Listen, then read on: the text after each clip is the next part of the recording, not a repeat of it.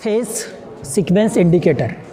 हम फेस एक sequence indicator के माध्यम से ये पता चलेगा कि हमारी जो लाइन आ रही है वो सीक्वेंस में है या नहीं है। उसके जो फेस है, जो आपने जहाँ से भी सप्लाई सिस्टम लाया हुआ है, 3 फेस जो आपके आए हैं वो सही सीक्वेंस में है या नहीं है। इसी के लिए हमने एक फेस सीक्वेंस इंडिकेटर बनाया हुआ है, जिसके माध्यम से हम ये पता कर सकते हैं कि हमारा जो 3 फेस की जो लाइन आई है उसमें वो जो लाइन है वो सीक्वेंस में है या नहीं है।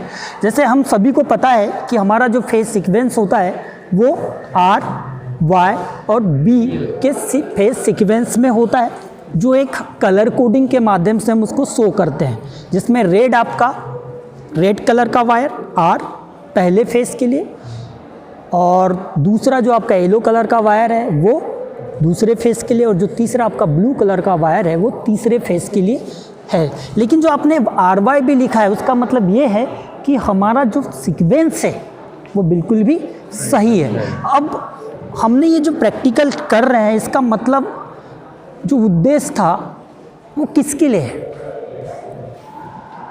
किसके लिए था ये उद्देश्य कि जो हमारा सीक्वेंस आ रहा है वो सही है या नहीं। जैसे आप लोग को पता है कि कुछ मोटरें, जैसे 3 फेस की इंडक्शन मोटर हम यहाँ पर देख रहे हैं, ये जैसे एक 3 फेस की इंडक्शन मोटर है, इसकी यदि रोटेशन चेंज हो जाएगी, सीक्वेंस चेंज हो जाएगा, जो RYB था यदि वो YR और B हो जाएगा, मतलब हम किन्हीं 2 फेज़ों को आपस में बदल देंगे तो इस मोटर के घूमने की जो रोटेटिंग दिशा है वो चेंज हो जाएगी। यदि इसकी दिशा चेंज हो जाएगी तो आप लोग देखेंगे कि ये जो जनरेटर है, यदि इसकी दिशा मान लेते हैं कि क्लॉकवाइज होना चाहिए, तब ये जनरेटर, उदाहरण के लिए यदि ये मोटर की दिशा यदि क्लॉकवाइज होती है और ये जनरेटर वोल्टेज बना रहा है, क्या कर रहा है, ये जनरेटर वोल्टेज बना रहा है, लेकिन हमारा जो सीक्वेंस है वो यदि गड़बड़ा रहा है, मतलब हमने वो वायर R और B के सीक्वेंस में रखा हुआ है, तो रोटेशन क्या होगा, हमारा चेंज हो जाएगा। हमारी जो मोटर है वो विपरीत दिशा में घूमेगी, मतलब क्लॉकवाइज घूमना चाहिए लेकिन वो घूमेगी कैसे, एंटी क्लॉकवाइज, जिसकी वजह से आपका जो जनरेटर है वो वोल्टेज बिल्डअप करेगा क्या, नहीं कर पाएगा।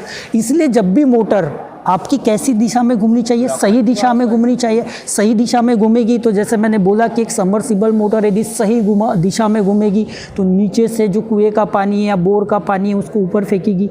यदि वो उल्टी घूमेगी मतलब उसका सीक्वेंस सही नहीं है, इसलिए उसका रोटेशन सही नहीं है, मतलब उसके घूमने की दिशा यदि सही नहीं है तो उसका रोटेशन मोटर का सही नहीं है। जब उसका रोटेशन सही नहीं है मतलब सही रूप से कार्य नहीं होगा। जैसे एक 3 फेस की मैंने उदाहरण बताया, 3 फेस की सबमर्सिबल मोटर है, यदि उसका रोटेशन सही नहीं होगा मतलब वो विपरीत दिशा में घूमेगी तो पानी ऊपर नहीं फेंकेगी, यदि वो सही दिशा में घूमेगी तो पानी ऊपर फेंकेगी। वैसे ही मैंने यहाँ पर एक उदाहरण बताया।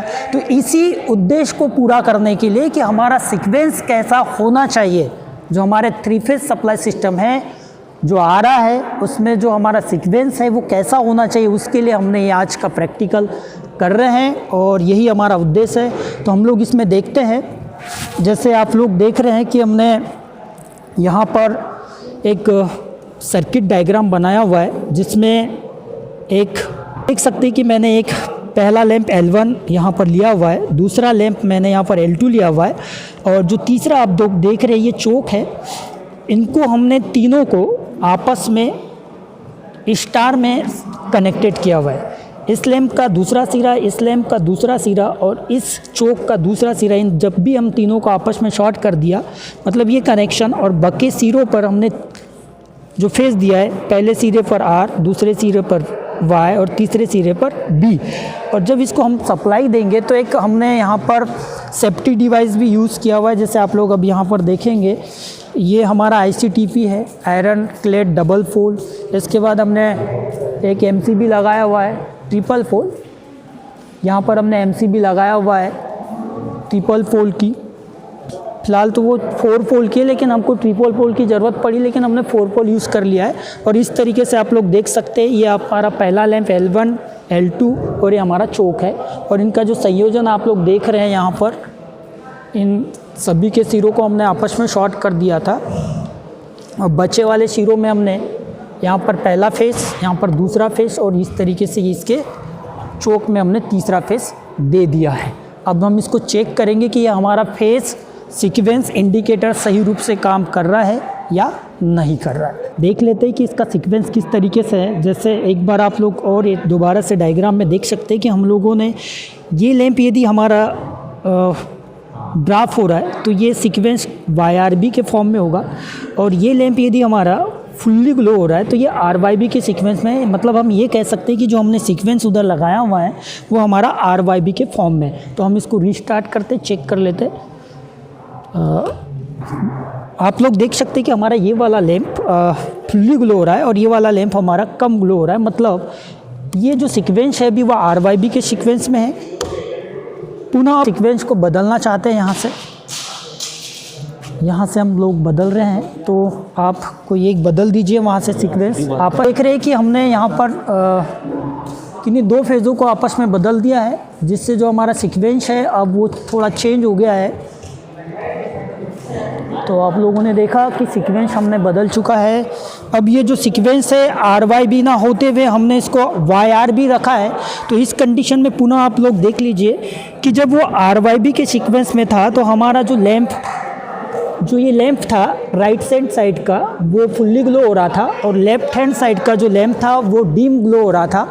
लेकिन हमने अब जब सीक्वेंस बदला है तो इसके विपरीत ये काम करेगा। मतलब हमारा जो लेफ़्ट साइड का लैंप है वो फुल्ली ग्लो करेगा और जो राइट साइड का लैंप है वो कम ग्लो करेगा। मतलब हम कह सकते हैं कि सीक्वेंस हमारा YRB के फॉर्म में होगा।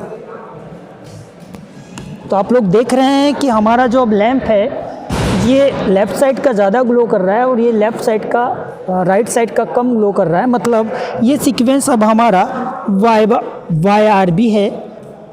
तो इस तरीके से जो आज हमने प्रैक्टिकल देखा वो था फेस सीक्वेंस इंडिकेटर, और इस फेस सीक्वेंस इंडिकेटर के माध्यम से हमने ये सीखा कि जो हमारा सीक्वेंस है वो किस तरीके से होना चाहिए। हमारा जो सीक्वेंस होता है वो RYB होता है। यदि वो RYB नहीं होगा तो उसके क्या परिणाम होते हैं वो हमने समझा है। तो आज के वीडियो के लिए बस इतना ही। धन्यवाद।